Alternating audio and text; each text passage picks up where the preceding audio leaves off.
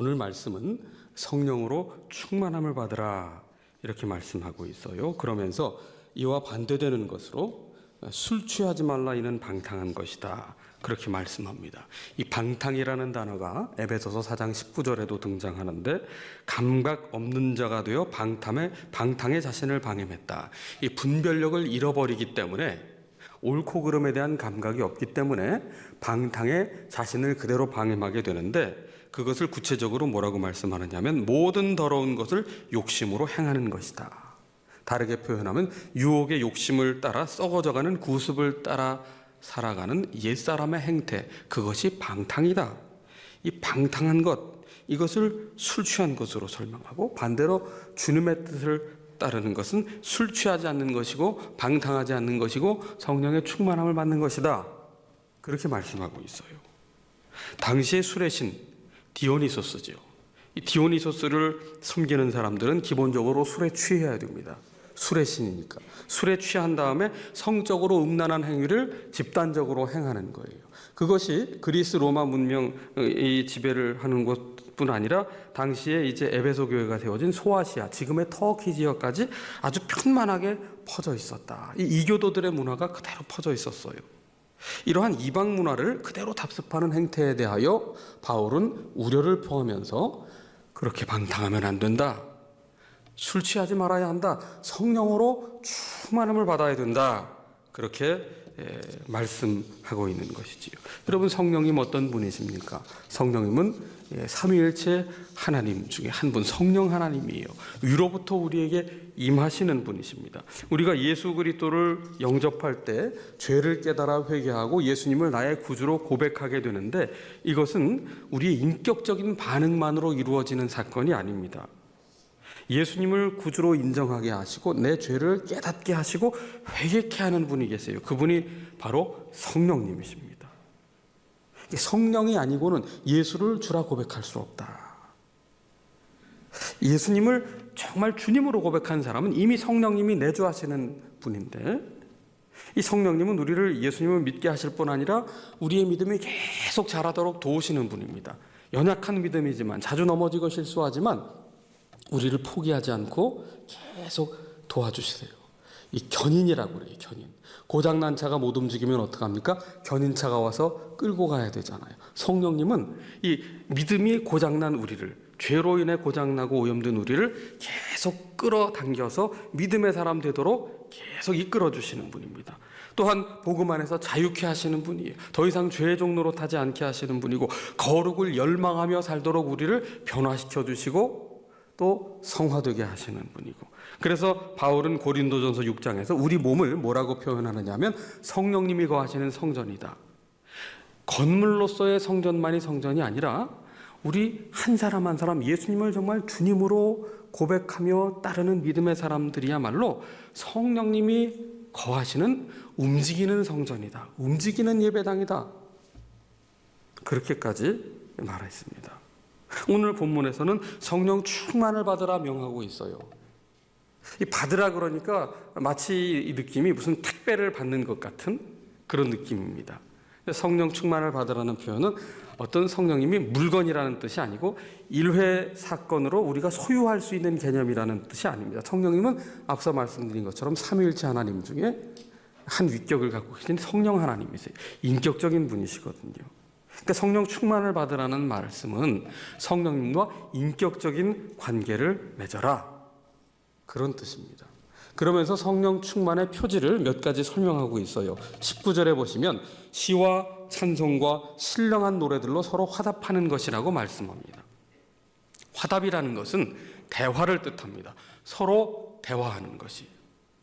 오순절 성령 강림 사건은 한 개인에게 특정한 장소에서 따로 일어나는 것이 아니고 예수님을 구주로 고백한 사람들이 모인 공동체에, 그러니까 교회에 임한 거예요.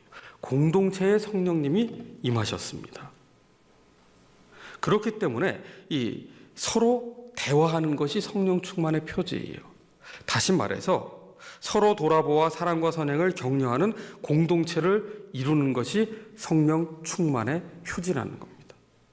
주님의 한 몸된 지체임을 날마다 확인하는 거예요. 서로 무엇을 대화하겠습니까? 주님께 받은 은혜의 말씀을 우리의 삶 속에서 함께 나누는 그 영적인 대화, 신앙의 대화를 뜻하는 거예요. 우리가 구역 모임을 추구해야 될 이유가 여기에 있습니다. 교회의 기본 단위는 구역이에요. 교회는 소그룹으로 움직이는 거예요. 뭐 여러 사역이 있고 눈에 띄는 뭐 프로그램도 있고 섬김도 있지만 그건 다 겉으로 드러나는 것이고 알맹이는 뭐냐 하면 소모임입니다. 구역 모임입니다. 이 구역 모임이 이제는 평일에 다 일터로 나가시니까 어려워졌어요. 그래서 구역 모임은 기본으로 유지하되 이게 어려운 분들을 위해서 주일 소그룹을 지난 2년간 시행을 해왔고 올해부터는 남성 소그룹을 좀 더 확대해서 여성 소그룹, 남성 소그룹 그렇게 이제 확대하는데 이게 무슨 별난 이야기가 아닙니다.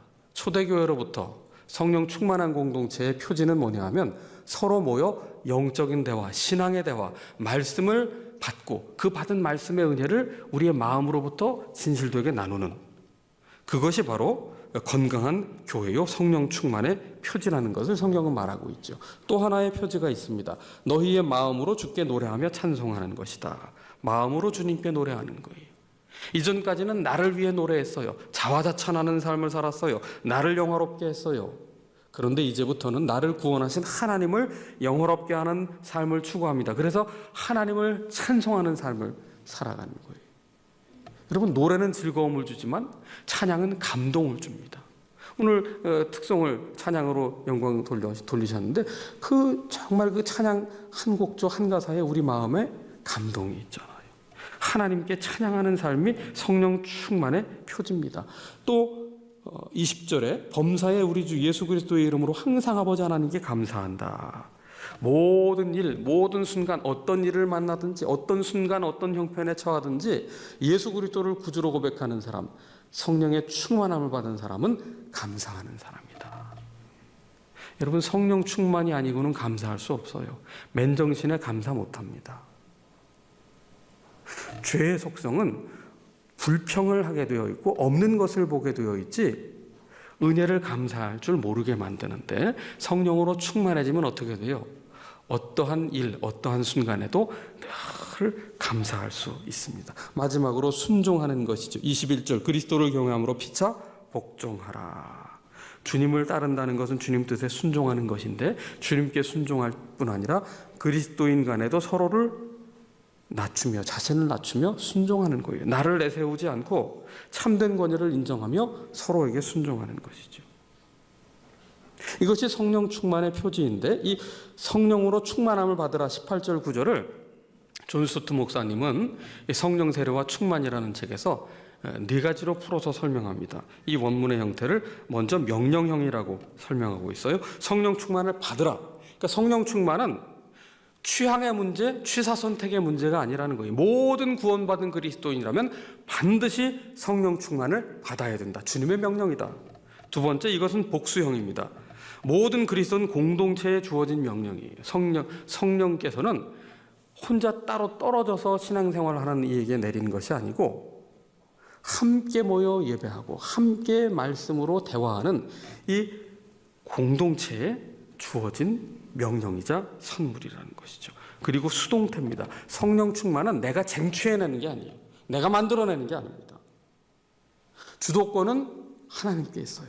하나님께서 우리에게 성령을 보내주셔서 성령님이 우리 안에 인격적인 성령님이 우리 안에 내주하게 하시는 겁니다. 그리고 마지막으로 현재형이에요. 성령 충만을 받으라 때 충만이라는 단어의 뜻은 어떤 정지된 상태가 아닙니다.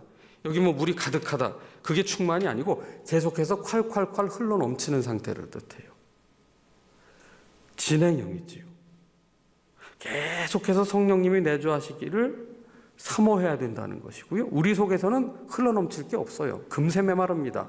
그러니까 성령님이 내 안에 계실 때 내 안에서 생수의 강이 흘러 넘치게 되는 것이지요. 주님과 끊임없이 교제를 유지할 때 우리가 성령 충만한 삶을 살게 되는 겁니다.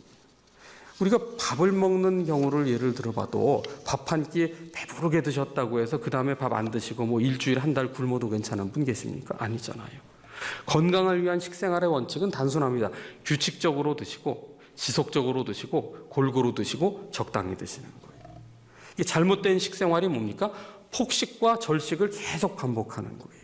많이 먹었다가 안 먹었다가 그러면 이게 몸도 안 좋아지고 이게 위장 소화기관도 안 좋아지고 여러 가지로 문제가 생기지 않습니까? 영적인 건강의 원리도 마찬가지. 규칙적으로 지속적으로 골고루 항상 치우치지 않게 성령님이 내주하시기를 끊임없이 사모해야 되는데 이 성령을 다른 말로 말씀의 영이라고 얘기해요. 에베소서 6장에 가도 전신갑주에 보면 성령의 검, 곧 말씀이라고 말하는데 우리가 성령의 충만함을 받으려면 규칙적으로 지속적으로 골고루 조금씩 우리가 할 수 있는 것에서부터 우리가 말씀을 먹어야 되고 말씀을 흡수해서 소화시켜야 되고 그리고 말씀대로 살아야 돼요. 잘 먹고 잘 운동하면 건강을 유지하는 것과 마찬가지예요. 골고루 드셔야 됩니다. 신구약 66권 편벽됨이 없이 그리고 통독과 묵상의 균형을 이루면서 그리고 함께 모일 때마다 말씀을 나누는 것. 그것이 성령 충만의 원리지요. 그런데 이 성령의 충만을 받으라, 성령으로 충만을 받으라 할 때 그냥 마음에 부담이 오는 분들이 계세요. 성령 충만이라는 용어를 어떤 특정한 은사나 특정한 체험을 한 사람들에게만 이렇게 국한시켜서 이해하는 겁니다. 더 문제가 되는 것은 어떤 특별한 은사나 체험을 한 사람들이 마치 자신의 특권인 양 이렇게 어깨에 힘을 주는 거예요. 이거 굉장히 위험한 거지요. 여러분, 성령님은 우리에게 주어진 선물이라고요. 내가 가진 게 아닙니다. 자랑할 것이 전혀 아니고요. 그리고 성령님께서 우리에게 특별한 은사나 체험을 하게 해주셨다면 그 목적은 분명합니다. 바울은 고린도 교회에 말합니다. 그리스도의 몸된 교회를 건강하게 하느냐? 그리스도의 몸된 교회를 세워주는 것이냐? 그리스도의 몸된 교회에 유익이 되느냐? 그리스도의 몸된 교회 성도에게 덕이 되느냐? 그것이 아니고 자기의 자랑의 수단이 되고 남을 판단하는 수단이 되면 그건 아무것도 아니다. 차라리 없는 것만 못하다. 그래서 이 모든 것 위에 사랑을 더하라. 그래서 고린도전서 13장 사랑장이 은사를 설명한 12장 다음에 바로 연결되어 있지 않습니까? 궁극적으로 성령님의 역사는 어떤 은사나 체험에 국한되는 게 아니에요. 은사도 중요하고 체험도 중요한데 궁극적으로 성령님의 역사는 우리를 믿음의 사람 되게 하고 예수님을 따르게 하고 말씀의 사람 되어서 우리의 인격이 변화되게 하는 겁니다. 성령의 9가지 열매를 보세요. 우리의 성품 아닌 것, 성품과 관계되지 않은 것 하나도 없어요. 궁극적으로 우리의 내면을 변화시켜 주시고 삶을 변화시켜 주시는 분이 성령님이시라는 거지요. 그래서 우리는 끊임없이 성령님의 인도하심을 받고 성령님 안에서 행하도록 날마다 성령님을 사모하며 살아야 되는 것이죠. 이 성령 강림의 사건이 언제 일어났어요? 사도행전 2장에서 일어났는데 예수님께서 부활하신 후에 승천하실 때 그 제자들과 무리들에게 명하셨어요. 오직 성령이 너희에게 임하시면 너희가 권능을 받고 땅끝까지 이르러 증인이 될 것이다. 사도행전 1장 8절에 말씀을 하셨는데 무엇이 필요하다고 말씀합니까? 권능이 필요하다. 권능을 받아야 된다. 받아야 된다는 얘기는 우리 속에서 나오는 게 아니라는 거예요. 하나님께서부터 주시는 선물이라는 겁니다. 그러므로 하나님께 초점을 맞추고 기도하며 기다리라고 말씀하셨어요. 제자들은 이에 예루살렘에 돌아와서 주님의 말씀 그대로 기도하며 기다렸습니다. 사실 이것이 참 어려운 일이에요. 왜냐하면 예수님께서 부활하신 지 얼마 되지 않아 예수님을 의심하다가 반신반의하다가 두려움 속에 만났는데 그래서 이제 부활하신 주님을 확신하려고 하는데 승천을 하셨어요. 모든 그 서다한 증인들이 보는 앞에서 승천을 하시고 하늘로 올라가셨단 말이죠. 예수님의 부재를 경험하는 겁니다.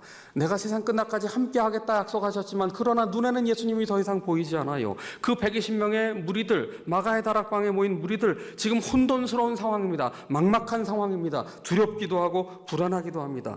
예수님을 따른 이후에 처음 겪는 현실이에요. 우리 눈앞에 예수님이 더 이상 계시지 않는다는 것.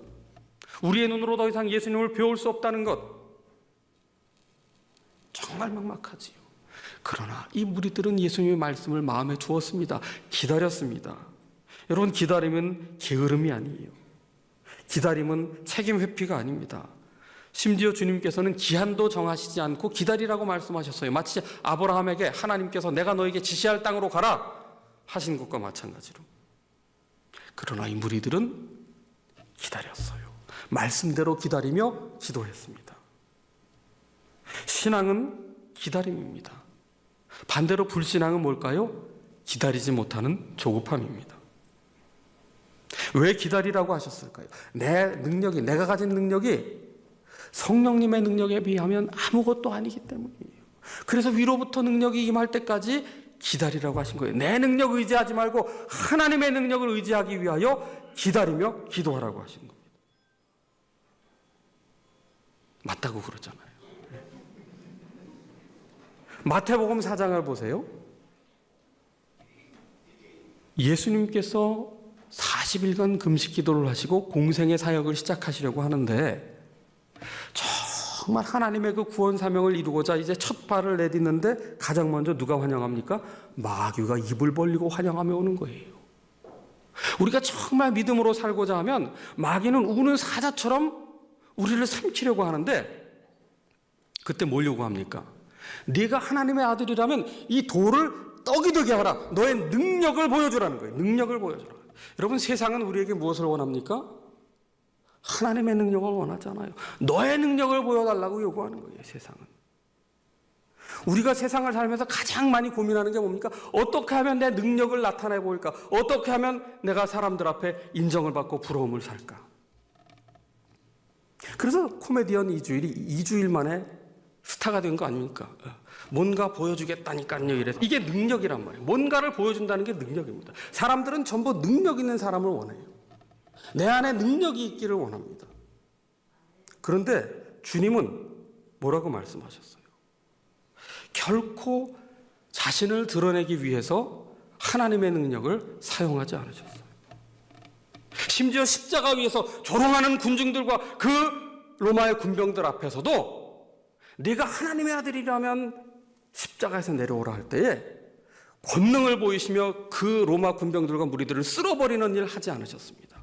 오히려 저들이 하는 일을 알지 못하나이다. 저들의 죄를 용서하여 주옵소서. 예수님의 관심은 어디 있었어요? 내 능력 나타나는 데 있는 것이 아니라 하나님의 뜻을 이루는 데 있었다고요. 하나님을 드러내기 위해서만 능력을 사용하셨어요.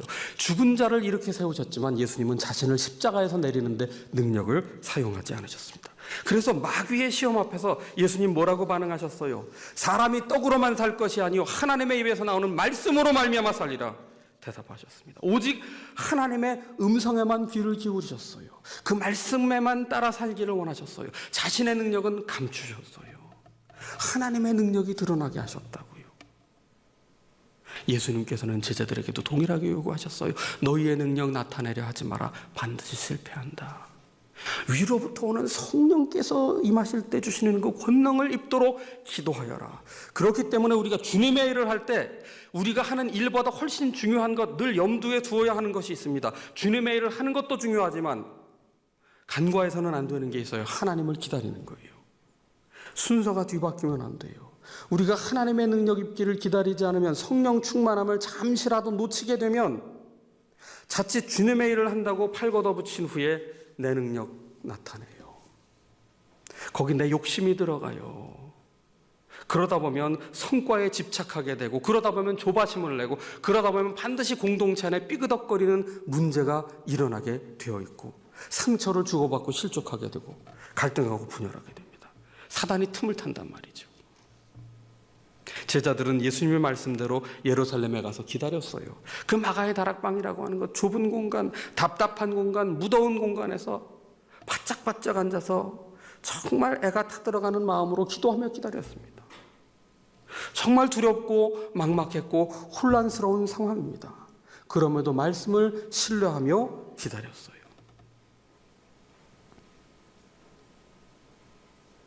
증인이 되는 것이 먼저가 아닙니다.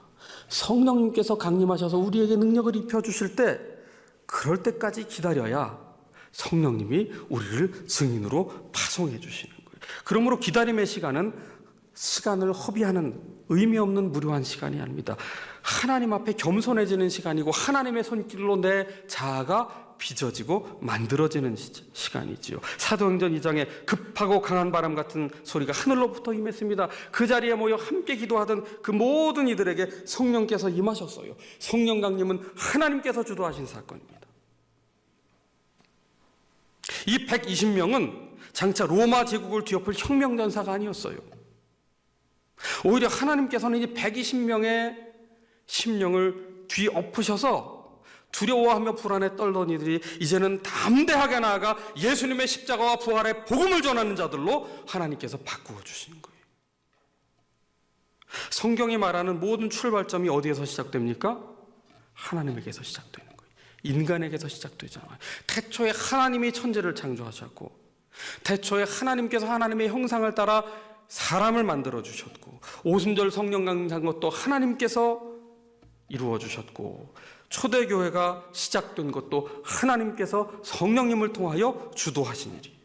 그렇기 때문에 기독교는 종교가 아닙니다. 사람이 만들어낸 종교가 아니에요. 모든 세상 종교, 고등 종교의 특징이 뭡니까? 자기 수양을 통한 구원이에요. 고행을 행하든지 수행을 통해서 어떤 율법을 잘 지키면 내가 나를 스스로 구원한다. 그럴듯한 착각이지요.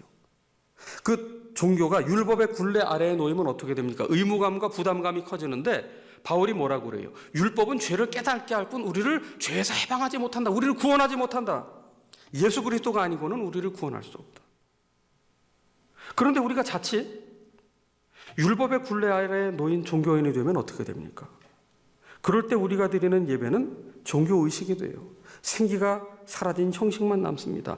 그럴 때 예배는 규율을 어기면 두려움이 임하고 벌이 임하기 때문에 어쩔 수 없이 끌려가야 되는 그런 무거운 의무가 될 수밖에 없는 것이죠. 그렇다고 해서 생기가 넘치는 예배로 전환한다? 밝은 분위기에 찬송을 부르고 조명을 밝게 하고 딱딱한 형식을 탈피한다? 딱딱하든 딱딱하지 않든 이 모든 것은 다 한계가 있어요. 사람으로부터 시작되는 일은 반드시 한계가 있습니다. 생기가 없는 예배든 생기가 있는 예배든 기독교의 핵심은 뭐냐 하면 우리가 통제할 수 없다는 거예요. 우리가 만들어갈 수 없다는 거예요. 우리가 주도할 수 없다는 거예요. 교회는, 구원은 우리가 주도하고 우리가 일할 수 있는 것이 아닙니다.